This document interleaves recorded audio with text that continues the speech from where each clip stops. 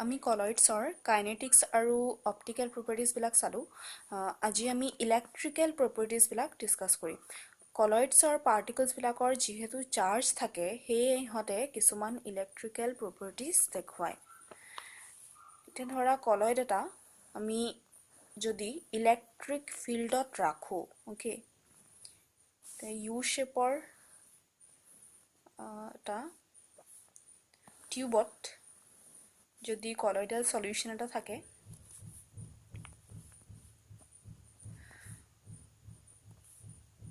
ইয়াৰ particles বিলাকৰ charge থাকিব ধৰি লৈছো যে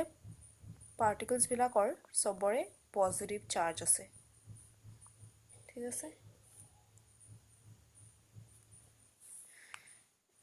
এতিয়া ইয়াক যদি আমি ইলেক্ট্ৰিক ফিল্ডত ৰাখো তে আমি ইয়াত ইলেক্ট্ৰডছ দিব লাগিব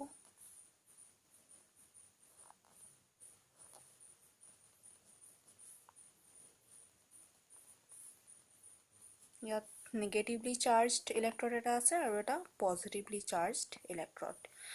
এটা কি হ'ব সোৱা যেহেতু কলয়েডাল পাৰ্টিকলছ বিলাকৰো চাৰ্জ আছে এই পাৰ্টিকলছ বিলাক আন্ডাৰ দিস ইলেক্ট্ৰিক ফিল্ড ইহতে মুভ কৰা ষ্টাৰ্ট কৰিব তে কোনটো ডাইৰেকশন মুভ কৰিব সোৱা যিফালে নেগেটিভলি চাৰ্জড ইলেক্ট্ৰডটো আছে হেতু সাইডে এই পাৰ্টিকলছ বিলাক মুভ কৰা ষ্টাৰ্ট কৰি দিব so under electric field the colloidal particles start moving and this phenomena is called electrophoresis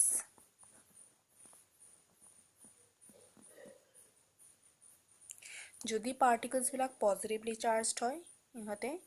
negatively charged electrode ফালে গতি কৰিব আৰু যদি ইহতি নেগেটিভলি চাৰ্জড হয় মানে যদি কলয়েডটো নেগেটিভলি চাৰ্জড হয় তেতিয়া অপোজিট চাৰ্জৰ যেটো ইলেক্ট্ৰড আছে হেফালে হেতি মুভ কৰা ষ্টাৰ্ট কৰিব ঠিক আছে বুজি পাইছা ইলেক্ট্ৰোফৰেসিসটো নাও late us consider there is a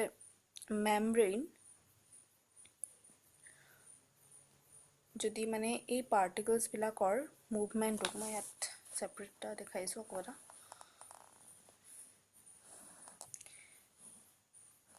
এটা actually U shapeৰ টিউবটো লোৱাৰ ৰিজনটো হ'ল যে মুভমেন্টটো তেতিয়া মানে ধৰিব পাৰি কলয়েডাল পাৰ্টিকলছ বিলাক কোনফালে মুভ কৰিছে তেতিয়া আমি গম পাম ইয়াত পজিটিভলি চাৰ্জড পাৰ্টিকলছ বিলাক আছে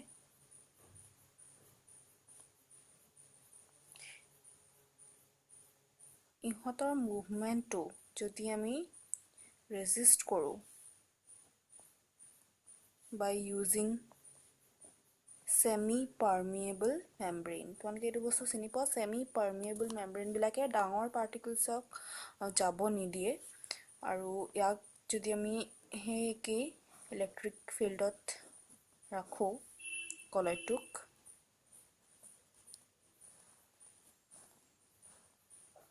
কেথড আৰু এনড আছে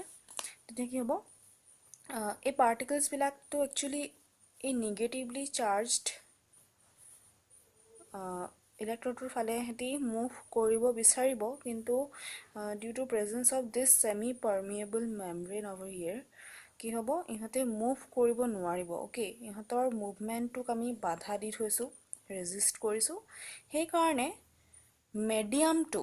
সো যেহেতু এই পাৰ্টিকলছ বিলাক পজিটিভ চাৰ্জ হয় ইয়াৰ যেটো ডিসপাৰশন মিডিয়াম আছে সেই মিডিয়ামটো অপোজিটলি চাৰ্জ হ'ব তাৰ মানে মিডিয়ামটোৰ চাৰ্জটো হৈছে নেগেটিভ ওকে ইহতৰ মুভমেন্টটোক যদি আমি বাধা দিও মিডিয়ামটো অপোজিট ডাইৰেকশনত মুভ কৰা ষ্টাৰ্ট কৰিব ওকে মানে যেনেকৈ অসমোসিছত হয় সলিডৰ পাৰ্টিকল যেতিয়া যাব নোৱাৰে সেমি পাৰ্মিয়েবল মেম্ব্ৰেনে যেতিয়া এলাউ নকৰে তেতিয়া সলভেন্টে মুভ কৰা ষ্টাৰ্ট কৰে ঠিক তেনেকৈ ইয়াক আমি পাৰ্টিকলছ ডাঙৰ পাৰ্টিকলছ বিলাকক যাব দিয়া নাই কাৰণে সলভেন্ট মানে ডিসপাৰশন মিডিয়ামটোৱে এই পাৰ্টিকুলাৰ ডাইৰেকশনৰ অপোজিট ডাইৰেকশন মানে এই পাৰ্টিকলছ বিলাক তেফালে যাব বিচাৰিছিল কিন্তু এটো পসিবল নহয় গতিকে মিডিয়ামটো এটো ডাইৰেকশনত মুভ কৰিব ওকে অপোজিট ডাইৰেকশনত ডিসপাৰশন মিডিয়ামটোৱে মুভ কৰা ষ্টাৰ্ট কৰিব গতিকে লেভেলটো এটো সাইডে ইনক্ৰিজ হ'ব This is known as electroosmosis.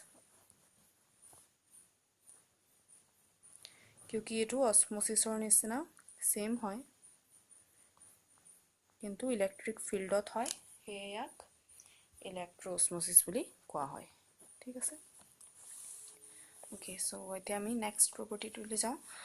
Electrical property আছে আৰু এটা suppose silver iodide particle আছে precipitate আছে ইয়াত যদি আমি silver chloride add কৰো এই silver iodide particle টোৱে preferentially silver positive ions বিলাক absorb কৰিব এটো অলৰেডি মই বুজাইছোৱে যে colloidal particles বিলাকে preferential absorption কৰে আৰু তাৰ পিছত এহেতি কিবা এটা চাৰ্জ লৈ লয় এতিয়া ই গুটেই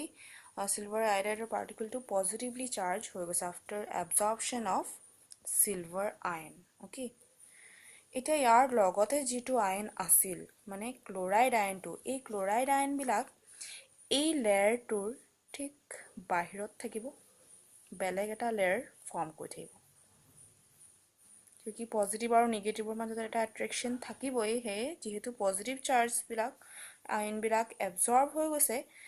তাৰ ঠিক বাহিৰত নেগেটিভ চাৰ্জৰ আয়নৰ এটা লেয়াৰ ফৰ্ম কৰিব ওকে যেটো কাউন্টাৰ আয়ন আছে হে আয়নটোৱে এনেকুৱা এটা লেয়াৰ বনাব